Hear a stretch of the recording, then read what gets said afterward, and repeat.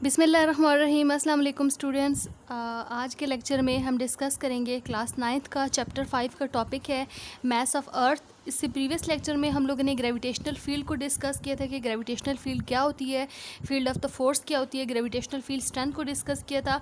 आज हम पढ़ेंगे कि हमने जो मास है अर्थ का वो कैसे कैलकुलेट करना है। ठीक है, अगर अर्थ का कैलकुलेट करना है या किसी भी प्लैनेट का अगर हमने मास कैलकुलेट करना है तो उसके लिए हम यहाँ पे फार्मूला डिराइव करेंगे कि फार्मूला क्या होगा। उसमें वैल्यूज़ पुट करने के बाद हम उस किसी भी प्लैनेट का मास जो है वो इजीली फाइंड कर सकते हैं। तो उससे पहले हम यहाँ पे कंसिडर करते हैं कि कंसिडर यहाँ पे अर्थ कंसिडर कर लेते हैं। Let's suppose this is earth. Mass of earth को हम ME से रिप्रेजेंट कर देते हैं और R जो है वो हम लोगों ने ये O कैपिटल R ये हम लोगों ने ले लिया, रेडियस ऑफ अर्थ ले लिया। ठीक है, रेडियस ऑफ अर्थ को हम इस तरह बना लेते हैं। अब यहाँ कंसिडर करते हैं कि consider a body of the mass M on the surface of अर्थ। यहाँ पे एक बॉडी है, अर्थ की सरफेस के ऊपर एक बॉडी है जिसका मास हम लोग ले लेते हैं स्मॉल m। ठीक है, जो कि अर्थ की सरफेस के ऊपर है और इसका मास को हम स्मॉल m से रिप्रेजेंट कर देते हैं और अर्थ के मास को हम ME से रिप्रेजेंट कर देते हैं। ठीक है, ME हमारे पास दो मैसेज हो गए, ME मास ऑफ द अर्थ और स्मॉल m किस चीज़ का मास है, बॉडी का मास है। This is mass of the earth and small m is the mass of body on surface of earth।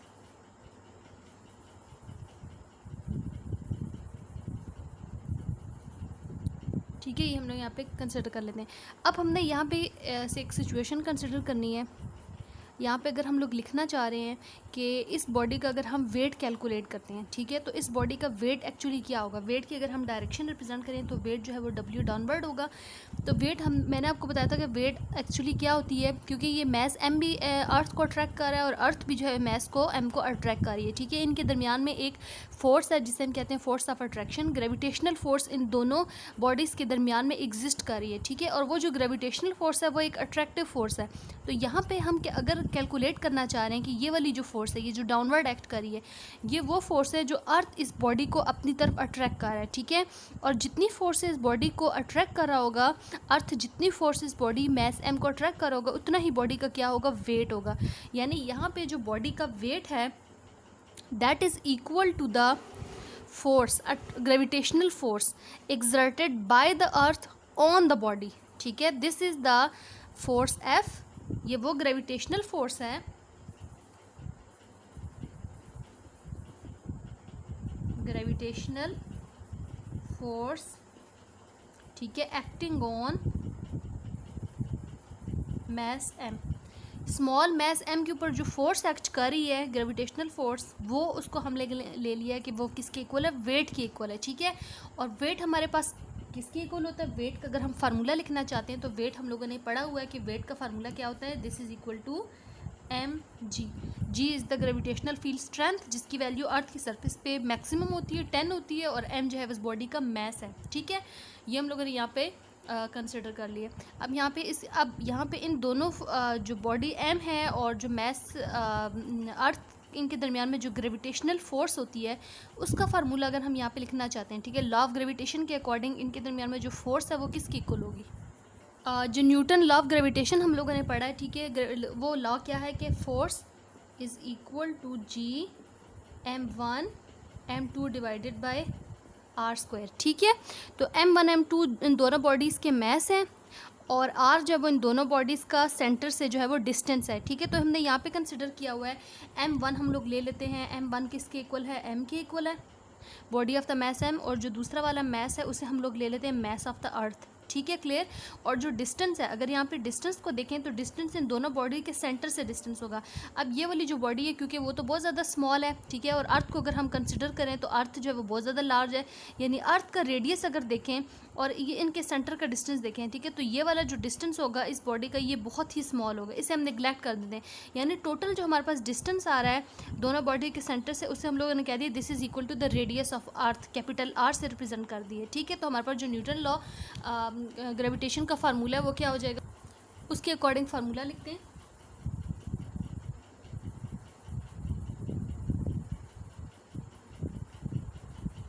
Clear? m is the mass of the earth, small m represent the mass of the body which is placed on the surface of the earth and r is the radius of the earth। ठीक है, अब हमने ये पढ़ा है कि जो इन दोनों के दरमियान में जो फोर्स है, या वो फोर्स जिससे बॉडी जो है मैस m जो है इस बॉडी को अट्रैक्ट कर रहा है, वो फोर्स किसके इक्वल है? The force with which earth attracts a body toward its centre is equal to the weight of the body. ठीक है, हमने यहाँ पे क्या लिखा? वेट हमने यहाँ पे बना लिया, वेट एक्टिंग वर्टिकली डाउनवर्ड, और जो वेट है वो किसके इक्वल है? The force with which earth attracts that body toward its centre is equal to the weight of the body. ठीक है, तो यहाँ पे हम लिख लेते हैं F is equal to W, यानी ये जो फोर्स, जिस फोर्स से बॉडी अर्थ जो है इस बॉडी को अट्रैक्ट कर रहा है वो किसके इक्वल है? वेट ऑफ द बॉडी के इक्वल है, और वेट का फार्मूला क्या होता है? M G. ठीक है, तो यहाँ पे हम अब लिख लेते हैं लेफ्ट हैंड साइड पे, इसकी जो लेफ्ट हैंड साइड है इस पर हम ये वाला फार्मूला पुट कर देते हैं, तो आ जाएगा जी। दोनों इक्वेशन के अगर हम देखें लेफ्ट साइड सेम है, तो दोनों इक्वेशन की राइट साइड को इक्वल कर लेते हैं, divided by R square is equal to M G. ठीक है, अब इसमें से जो टर्म सेम है उन्हें कैंसिल कर देते हैं, मैस एम जो है वो कैंसिल हो जाएगा, तो आ जाएगा G M E divided by R square is equal to G. Clear? क्योंकि अब हमने कैलकुलेट करना है मैस ऑफ द अर्थ, तो यहाँ पे मैस ऑफ द अर्थ क्या चीज़ है? एम ई है। ठीक है, तो एम ई को हम लोग इससे फार्मूला डिराइव कर लेते हैं, क्रॉस मल्टीप्लाई कर देंगे,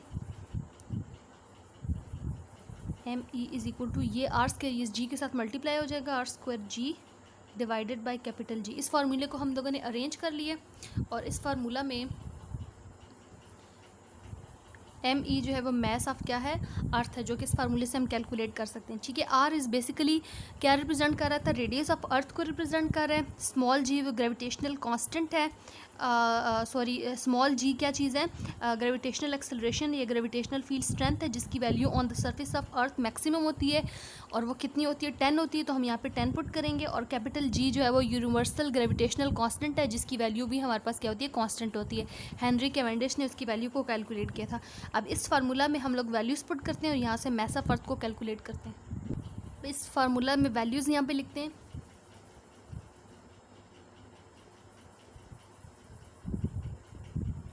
capital R is the radius of the earth,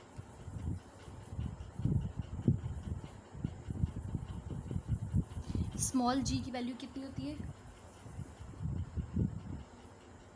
small G की value on the surface of earth maximum होती है, और वो 10 होती है, 10। ठीक है, ग्रेविटेशनल जो एक्सेलरेशन है उसकी वैल्यू 10 होती है, और कैपिटल जी जो है वो यूनिवर्सल ग्रेविटेशनल कांस्टेंट है, उसकी वैल्यू कांस्टेंट होती है।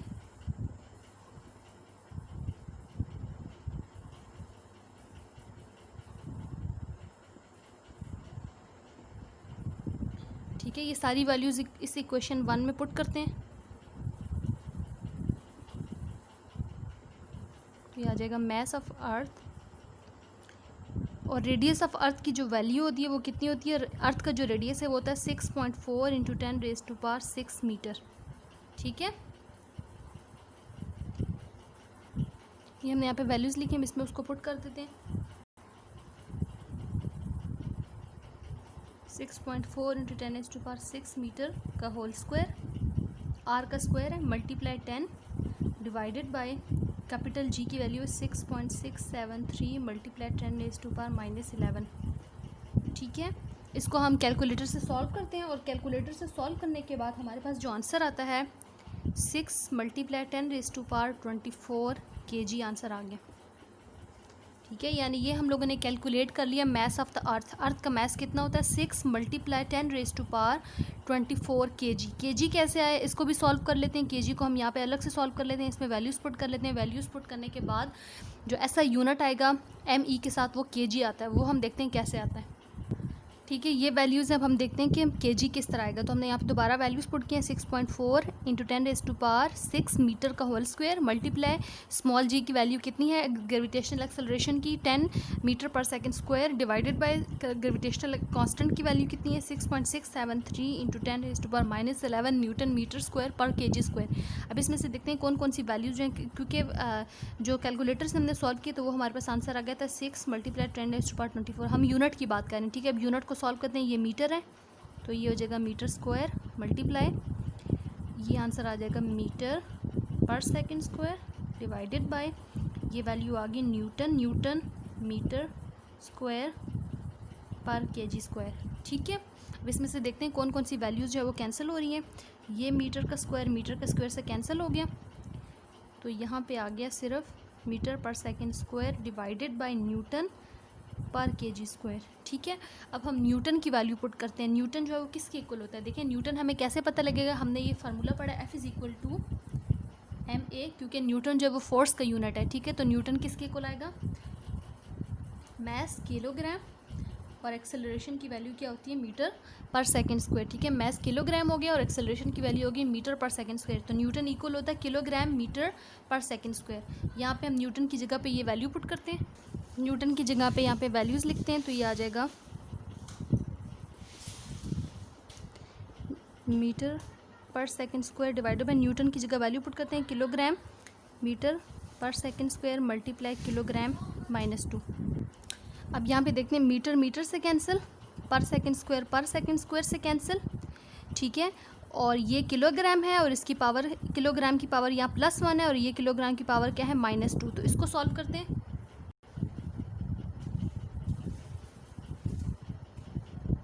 Divided by KG +1 -2। ठीक है, +1 -2 हमारे पास कितना आ गया? 10⁻⁴ डिवाइडेड बाय किलोग्राम। ठीक है, +1 -2 कितना होता है? -1। अब इस किलोग्राम को ऊपर शिफ्ट कर देते हैं, तो ये हो जाएगा पॉजिटिव किलोग्राम। तो ये हमारे पास आंसर आ गया था। ठीक है, किलोग्राम मैस ऑफ अर्थ के साथ उसका जो यूनिट है वो क्या हम यूज़ करेंगे? किलोग्राम। नेक्स्ट लेक्चर में हम लोग डिस्कस करेंगे कि जो वेरिएशन होती है ग्रेविटेशनल एक्सेलरेशन की ऑल्टीट्यूड के साथ, उसको डिस्कस करेंगे। आई होप कि आपको क्लियर हो गया होगा, and please subscribe this channel for the more videos.